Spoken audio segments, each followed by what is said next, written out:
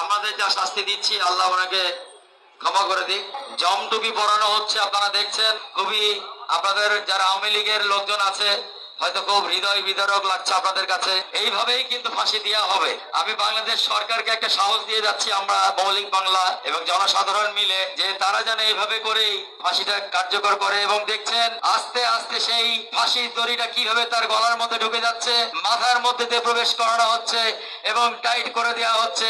আর তোমাকে তো ছেড়ে দেওয়ার আগে এখান থেকে কিন্তু এই যে ম্যাজিস্ট্রেটের দিকে খেয়াল করো, এই যে এই রুমাল ম্যাজিস্ট্রেট যখন ফেলবে ঠিক সেই মুহূর্তে কিন্তু তোমাকে ছাড়তে হবে দড়িটা।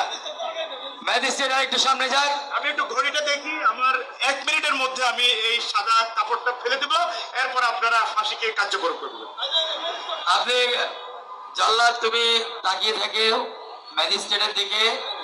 রুমাল রেডি হয়ে আছে, সেই রুমাল তোমাদের ভুল ভাঙবে, তোমাদের নেত্রী আর কোনোদিন ফিরবে না। নেত্রী ক্ষমতাতেও ফিরবে না, কিছুতেই ফিরবে না। তোমরা ফিরে আসো, তোমরা বাংলাদেশে ফিরে আসো, তোমরা বাংলাদেশের ভালো মানুষের দিকে ফিরে আসো। রুমাল দেখলেন যে উঠে দেওয়া হলো এবং শেখ হাসিনাকে ছেড়ে দাও। শেখ হাসিনাকে ফাঁসি দেওয়া হলো এবং নড়ানড়ি করছে, ছটফট করছে, শেষ নিঃশ্বাস হয়তো বের হয়ে যাচ্ছে, মানে ছটফট করছে, ছটফট করছে, শেষ নিঃশ্বাসটা বের হয়ে যাচ্ছে মনে হয়। লা ইলাহা ইল্লাল্লাহু মুহাম্মাদুর রাসূলুল্লাহ, ইন্না লিল্লাহি ওয়া ইন্না ইলাইহি রাজিউন।